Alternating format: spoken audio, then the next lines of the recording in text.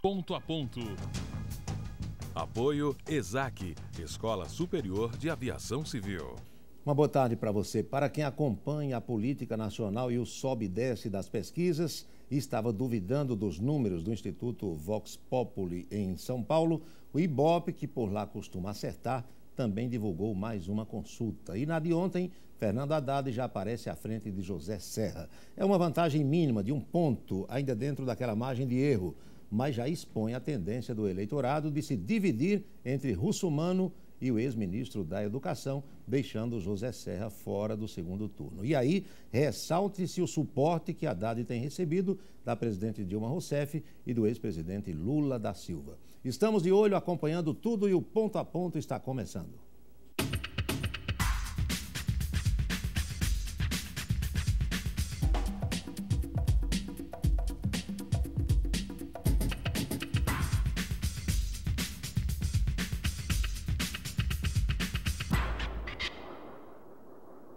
E, por falar em pesquisa, tem outras consultas no forno relacionadas à preferência do eleitorado de Campina Grande e de João Pessoa. Daqui até o sábado tem pelo menos mais 2 pesquisas para divulgação. Em João Pessoa apareceu um cenário diferente e em Campina Grande a coisa vai se cristalizando e o eleitor vai acompanhando toda essa movimentação com a atenção voltada para a campanha, porque mesmo aquelas pessoas que dizem que não se envolvem, acabam sim se envolvendo. O vice-presidente nacional do Partido Social Cristão, o pastor Everaldo Pereira, atendeu ao nosso convite e está aqui para bater um papo com a gente. Pastor, seja bem-vindo. Tudo bem com o senhor? Tudo bem, Paulo. Boa tarde para você, boa tarde para todos que estão nos ouvindo nessa hora. Alegria grande estar aqui em Campina Grande. Pastor, sua base é Rio de Janeiro? Nós somos do Rio de Janeiro. O senhor tem mandato? Não. Não tenho mandato. Quem tem mandato é o meu filho. Foi eleito deputado federal com 22 anos pelo PSC e reeleito agora em 2010, com 26 anos, deputado um dos mais novos da Câmara Federal. Pois é, o mais jovem é paraibano, você não sabe, né? É daqui de perto aqui. O Hugo Mota, lá de Patos, né? O mais jovem no momento. Mas ele então entrou muito menino ainda. Entrou com 22 anos, em 2006. Qual é a sua visão sobre as chamadas bancadas evangélicas? Há quem diga, olha, ajuda porque o pastor, o padre, às vezes, o religioso, ele tem uma tribuna permanente, que é o púlpito, pode esclarecer as pessoas, pode dizer como se votar correto. O senhor tem essa visão? Alguns deturpam essa, digamos, investidura ou investida das igrejas. Qual é a sua visão, pastor? Olha só, nós do PSC, nós não criamos problema com essa situação de a pessoa disputar a eleição ou não, tá certo? O Partido Social Cristão é um partido que se pauta, se norteia por princípios cristãos. Então, não é que a pessoa seja evangélica ou não. E bancada evangélica, que fala na Câmara, é uma bancada heterogênea no sentido de partidos. Quando tem objetivos comuns, aí elas se unem para defender aquelas causas em comum, né? Então, não é uma coisa assim orgânica de partido. Perfeito. Mas a sua visão sobre o envolvimento dos religiosos na política acaba sendo uma coisa boa para o eleitor, para a população? Olha, eu acredito o seguinte, as pessoas até fazem críticas quanto a isso, mas o religioso é uma pessoa comum. Um ser humano como outro qualquer, né? Paga imposto, né? Tem a visão de querer melhorar a situação da sua cidade, né? Isso, então, eu acho que é perfeitamente normal, assim como um médico, um sindicalista, um religioso. A bancada dos jornalistas pode ter, dos advogados. A bancada ruralista, né? Enfim, eu acho que é uma coisa perfeitamente... A democracia brasileira é um exemplo, né? Nós aqui temos liberdade. Podemos escolher e ser escolhido. Então, não tem nada que diga que seja contra, né? E apenas para que as pessoas que nos assistem tenham conhecimento, o senhor é de que igreja? Eu sou da Assembleia de Deus, no Rio de Janeiro. Assembleia de Deus, que é uma igreja tradicional no país, que tem know-how, tem conceito. Aqui em Campina Grande, inclusive, faz um belíssimo trabalho. Ano passado completou 100 anos de existência. Começou lá no Pará. Belém do Pará. Com aqueles missionários da Suécia. Eu vi que você conhece a história, hein, Paulo? Muito bem. Pastor, e o partido como é que está em nível de Brasil? Ele disputa em muitas capitais, em muitos estados? Olha só, efetivamente, a capital que nós estamos disputando é Curitiba, né? Lá o deputado federal Ratinho Júnior, um jovem de 30 anos, está despontando, líder nas pesquisas, tá certo? E acreditamos que nós vamos ganhar essa eleição lá em Curitiba. Agora, candidato, por exemplo, a prefeito, a vice-prefeito, a vereador, vocês têm no país todo? Olha só, Paulo, rapidamente aqui falando para você. Em 2008, nós elegemos 59 prefeitos, 125 vice-prefeitos e 1.149 vereadores. E agora, em 2012, a nossa expectativa é que nós vamos eleger entre 150 a 200 prefeitos. E vamos eleger em torno de 300 vice-prefeitos. E a nossa meta é que devemos chegar pertinho de 4.000 vereadores em todo o Brasil. Na Câmara do Rio tem representante da legenda? Nós temos 2 vereadores e devemos eleger 3 ou 4 agora. Olha, em São Paulo tem também representante? São Paulo temos um vereador. Um vereador. E agora devemos eleger 2 ou 3. Salvador, temos 4 vereadores na capital, tá certo? Enfim, nós temos um grande avanço pelo Brasil afora aí. O senhor chegou a Paraíba ontem, hoje? Na realidade, eu cheguei hoje 3 horas da manhã. Naquele voo da madrugada. Cheguei aqui em Campina Grande, Campina Grande. Já esteve com o pessoal da igreja, ainda não? Não. Estamos só atendendo aqui os meus amigos Gadelha, Léo Gadelha. O senador Marcondes está aqui no estúdio. Marcondes, o Léo Dalton, Gadelha. Né, o Leonardo, o pessoal. Já fomos ali em Queimados, tá certo? Enfim, Queimadas, né? Queimadas. E estamos hoje numa jornada, vamos até Souza. E o senhor tem feito isso pelos estados todos, onde é possível? Paulo, se eu contar para você aqui, você não tem ideia. Só para te dizer, rapidamente, 2 semanas atrás, só de 2 semanas para cá, nós percorremos o Pará e o Amapá. Lá, não é igual aqui que tem estrada, você vai ali, né? Loucura, lá, barco, ou você pega o barco e anda 15, 16 horas, ou então pega um aviãozinho pequeno para 1 hora de voo, né? E percorremos várias cidades ali do estado do Pará. E na semana passada tivemos no Rio Grande do Sul, né? Viajando. Essa semana também passada fomos a várias cidades em Minas Gerais. Hoje estamos aqui, amanhã em Souza, e amanhã à noite já estou em Fortaleza e no sábado já estarei em Cuiabá. O posicionamento do PSC em relação à lei da ficha limpa, o partido acha uma boa, é uma possibilidade de se fazer uma faxina na política nacional? Olha, eu não gosto desse termo faxina, tá pesado, certo? É muito pesado, tá certo? E não representa bem, né? Nós temos situações que as pessoas às vezes estão com um processo... nem transitou em julgado ainda. Nem transitou, né? E processos que não são verdadeiros, tá certo? Não às vezes é um adversário que joga alguma coisa. É alguma né? coisa assim, mas nós somos totalmente a favor da ficha limpa. Acreditamos que deve ser, as pessoas que vão representar o povo têm que estar realmente com a ficha limpa. Como é que o senhor da Igreja Assembleia de Deus, que não tem nada a ver com a história, está vendo aquela relação lá em São Paulo? Alguns falam em Guerra Santa, a igreja tal apoia russomano, a Igreja Católica se encrespou, aí chama para um debate, não vai. O senhor tem acompanhado aquilo ou não tem tido tempo? Não, tenho acompanhado sim. Eu acredito que é mais publicações. Na mídia, na realidade não está acontecendo isso aí, tá certo? Não tem isso aí.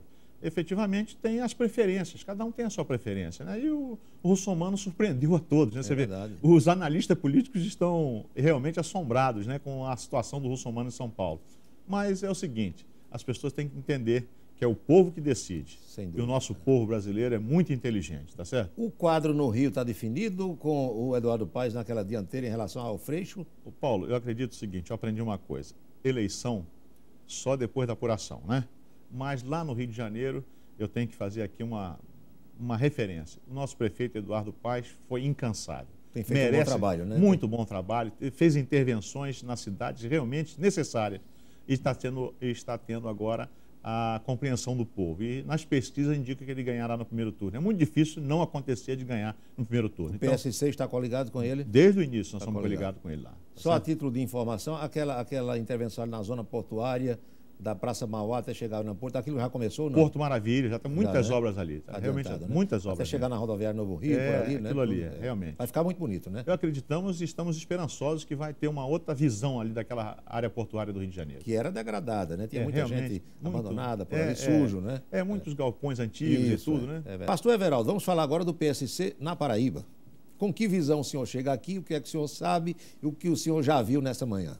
Olha só, Paula, Paraíba para o PSC é muito importante. Veja bem, não obstante nós termos uma capital como Curitiba, que se Deus quiser vamos ganhar, mas nós estamos aqui na Paraíba porque a Paraíba já deu para o Brasil muitos exemplos e muitos nomes expoentes, tanto na política, quanto na cultura, enfim, em vários setores da sociedade brasileira. E no caso aqui do PSC, até o meu querido Marcondes Gadelha assumir, nós estávamos organizados em apenas 8 municípios deste estado. E hoje estamos em mais de 150 municípios. Hoje nós temos 3 deputados estaduais e um federal, Léo Gadelha. Nós hoje vamos disputar prefeituras em várias cidades vamos ter um bom desempenho para prefeitos, vamos ter um desempenho extraordinário para vice-prefeitos. Nós vamos ter aqui mais de 10 prefeitos eleitos, em torno de 20 a 25 vice-prefeitos. E, se Deus quiser, mais de 100 vereadores eleitos aqui na Paraíba. Então, é extraordinário o avanço do partido aqui. Então, a população tem entendido a mensagem do PSC no estado da Paraíba, como tem entendido todo o Brasil, né? E eu pergunto a você, Paulo, o PSC, ele é um partido que não é um partido religioso. Ele é um partido social cristão, um partido que se norteia por princípios cristãos. Perfeito. E aí os cristãos são de várias tendências religiosas, né? Nada é problema eu tenho um tempinho para te explicar rapidamente isso. Claro. Então eu gosto de colocar assim sempre para as pessoas entenderem. Não é um partido de uma igreja, não é? O partido não é um partido religioso, não é um partido de igreja A, B ou C. São duas coisas distintas. Uma é a pessoa de Jesus. A pessoa de Jesus, eu creio nela. Como ele nasceu da Virgem Maria, cresceu, fez milagres, ressuscitou morto, curou enfermos, enfim, nós conhecemos isso. Morreu, ressuscitou, está vivo, eu falo com ele fala comigo e eu estou aguardando uma coisa que a gente chama arrebatamento, aquilo que vamos encontrar com ele. Essa é a minha fé. Então as pessoas, cada um tem a sua fé. Isso. Há outras coisas, são os princípios de Jesus, que aí eu gosto de explicar direitinho isso aqui. Nosso partido tem como símbolo o peixinho, do PSC, né? Aquele peixinho. E eu gosto de falar aquela passagem da multiplicação dos peixes que todo mundo conhece, né? E ali, no norte da Galileia, tem um lago da Galileia, e é uma imediação onde Jesus, no norte de Israel, o lago da Galileia, onde Jesus fez aquele milagre da multiplicação dos peixes. Durante o dia, Jesus alimentou a alma das pessoas, pregou as boas novas do reino. Chegou no final da tarde, os seus discípulos pegaram e falaram: Jesus, manda esse povo embora porque não tem o que comer. Mas Jesus falou: não, o ser humano em primeiro lugar. Por isso que o PSC, o slogan é ser humano em primeiro lugar. Não, ser humano em primeiro lugar, dá-lhe voz de comer. E aí eles ficaram: mas não tem o que comer aqui, Senhor. E aí arranjou lá um menino com 5 pães e 2 peixes. Primeira coisa que Jesus fez foi: organiza esse povo aí, bota sentado em grupo de 50 e de 100. Eram 5.000 homens, além de mulheres e crianças. Depois disso, Jesus abençoou o pão e mandou distribuir. E diz que todos foram alimentados e ainda sobraram 12 cestos. Aí Paulo, você vai me perguntar: mas o que tem a ver isso, pastor? Eu digo para você o seguinte: os princípios de Jesus, você crendo ou não crendo, como eu acredito em Jesus, os princípios que ele deixou servem para qualquer pessoa. Primeiro princípio que Jesus deixa nesse exemplo dessa multiplicação dos peixes, é que ninguém trabalha sozinho, ninguém tem sucesso sozinho. Ele, o Deus Todo-Poderoso, mas trabalhava em equipe. Segundo, estavam lá os apóstolos. Estavam lá e ele falou: trabalhem vocês, está certo? Dá-lhe voz de comer. Ele podia falar uma palavra mágica e todo mundo estava alimentado. Ele faz milagre, né? Mas não, trabalha em equipe. Segundo princípio, organização. Primeira coisa, antes de orar pelo pão e abençoar, ele falou: organiza. Então, você quer ter vitória na tua vida, sucesso, seja organizado. Planejamento, tá certo? Então, nada de bolo improvisado dá certo. Você, um profissional competente, você planeja tudo direitinho, como é que vai fazer o programa, porque para ter essa audiência, para ser essa pessoa, você é uma pessoa planejada, organizada. Não é? Então, ninguém gosta de coisa bagunçada. E eu costumo dizer, a mais humilde dona de casa, ela é organizada e faz um planejamento. Mesmo que empiricamente ela levanta de manhã e diz: eu tenho que fazer café, eu tenho que botar... Já vai dormir pensando nisso, às vezes, né? Então, mesmo empiricamente, ela pega verdade. E faz assim um planejamento, ok? Então, depois disso que organizou, aí Jesus pegou e falou, agora abençoou e mandou: dá de comer. Aí eles foram e alimentou toda aquela multidão. Toda a multidão foi alimentada. E ainda sobraram 12 cestos. Então, nós vemos aqui, primeiro princípio, trabalhar em equipe. Segundo, organização. Terceiro, nunca olhe para o que não tem. Alguns falaram: aqui não tem comida, não tem restaurante, não tem churrascaria, não tem lugar, não tem dinheiro. Mas aí apareceu um menino com 5 pães e 2 peixes. Vai se encontrar uma solução, né? Pega o que você tem e vai em frente. Não olhe para o que você não tem, tá certo? Uma caminhada, se você olhar que tem 400 quilômetros para Souza, né? 300, 400 quilômetros, se não andar, não adianta. Se você tem perna, vamos andar, tá certo? Verdade. Então, olhe para o que você tem, não olhe para o que não tem. Depois, o outro princípio que a gente vê aqui é que toda a multidão foi alimentada. Toda. Todos comeram. Então, o que é isso? Jesus nunca discriminou ninguém. Ali tinha quem era a favor, quem era contra, mas ele nunca discriminou ninguém. Os liberais e os perrepistas, e todos encheram a barriga. Todos eles encheram a barriga, tá certo? O senhor acha que a população entende essa mensagem? Eu acredito que sim, tem entendido. O PSC tem crescido porque tem entendido isso aí. E para finalizar essa questão de princípio, eu digo, todos comeram e ainda sobraram 12 cestos. Nós, como homens públicos do PSC, se trabalharmos com honestidade, trabalharmos com ética, o dinheiro público vai dar para atender a necessidade da população. Você ter prioridade, saber como dividir direitinho, planejar, né? E trabalhar sem roubar. É verdade. Sem corrupção. Tá eu certo? espero que nós, eu e o senhor, não estejamos aqui feito João Batista pregando no deserto. Aliás, eu fiz uma pregação parecida com essa sua, muito mais modesta, claro, ontem à noite lá no programa da Rádio Cidade. Eu gosto desse bate-papo com as pessoas também, porque se 8 não escutam, 2 escutam de cada 10 e eu acho que vão repercutindo, né, essas coisas. Paulo, eu acredito que é possível, tá certo? Eu acredito. O povo brasileiro é um povo maravilhoso. O povo brasileiro é um povo afável a querer melhorar as coisas, certo? Então, trabalhador. Né? Trabalhador. Olha, é incansável esse povo, tá certo? E o nosso país é um país rico e um país de oportunidades. Então, eu acredito que o PSC tem crescido porque a população tem entendido, tá certo?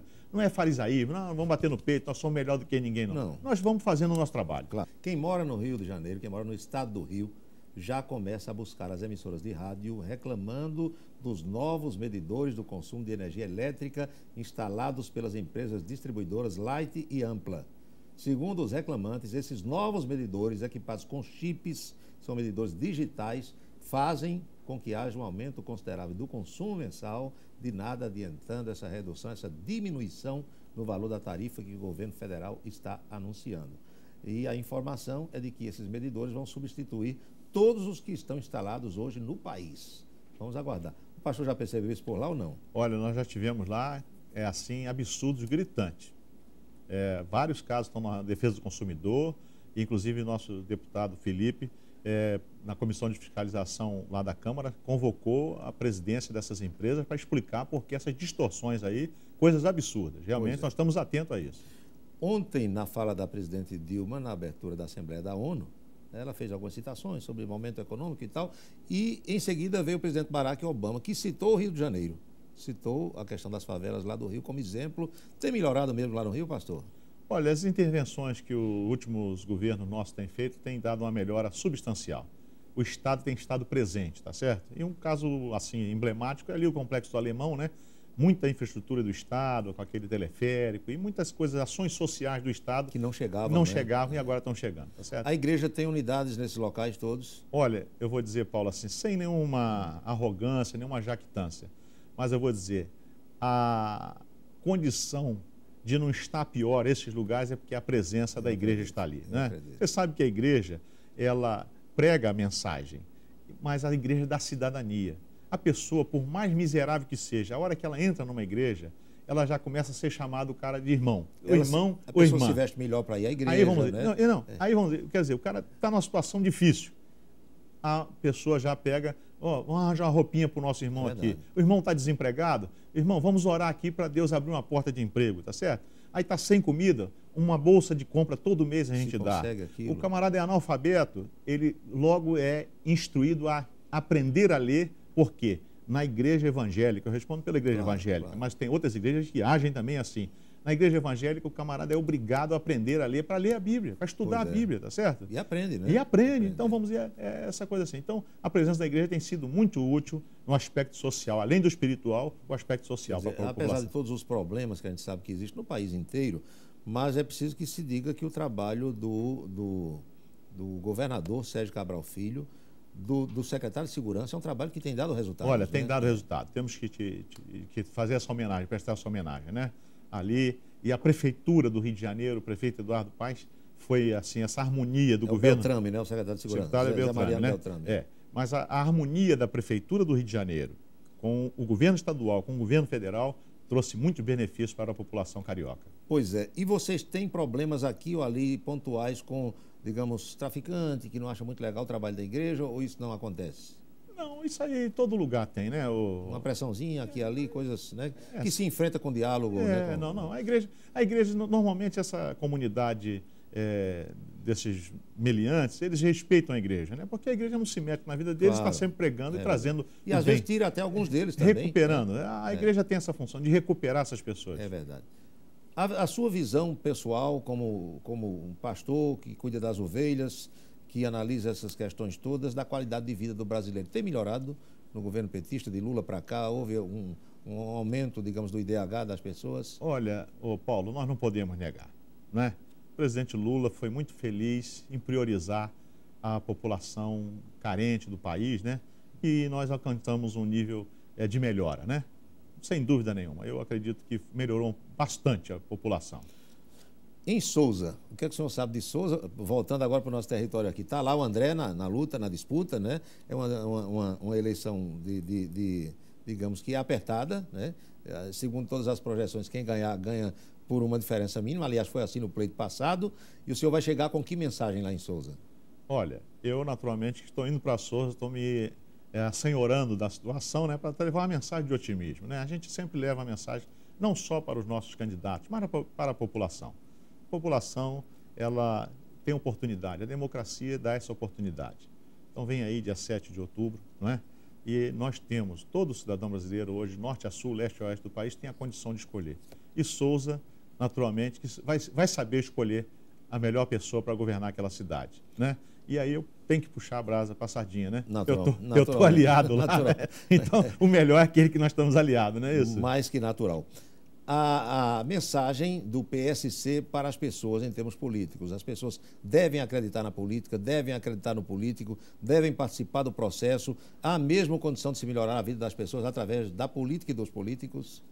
Paulo, eu não tenho dúvida disso. Eu estou nisso porque eu acredito que é possível. Coloquei um filho meu para ser deputado federal, com 22 anos de idade, tá certo? Com 26, que acredito que a juventude tem que acreditar. Existe um movimento querendo desacreditar a política, mas o meio que nós vivemos, através do qual podemos interferir para o bem da população, é através da política, tá certo? E eu digo para as pessoas, aquelas que têm essa ressalva que, não, política é só para A, B ou C, se você é do bem, não fique fora, porque o que faz o mal prosperar é o silêncio dos bons, né? Então nós que temos condições, que amamos o semelhante, nós do PSC colocamos assim a máxima, né? Que é amar a Deus sobre todas as coisas e o próximo como a ti mesmo. Então, se a gente ama o próximo, a gente quer o bem do próximo, tá certo? Então, nós temos que lutar. Não podemos acreditar. Se a gente cruzar os braços, aí realmente o mal prospera, né? Aí o que eu digo sempre é o seguinte, Paulo, desculpa interromper você, é que um jardim é uma coisa bonita, mas se não tiver ali o jardineiro tomando conta, de vez em quando vai nascer uma erva daninha, tá certo? Então nós temos que estar ali como jardineiro, cuidando e tirando aqueles que, se porventura forem maus, aí o processo natural, justiça e o voto tira 4 anos depois. Pastor, muito obrigado, foi um prazer conhecê-lo, sucesso para o seu partido nessa luta e passando aqui pela Paraíba, Campina Grande, não deixe de nos visitar, viu? Paulo, uma alegria muito grande estar aqui com você nesse programa, Ponto a Ponto, e a nossa oração é que Deus abençoe a você, Paulo, as famílias da Paraíba e as famílias do nosso Brasil. Muito obrigado.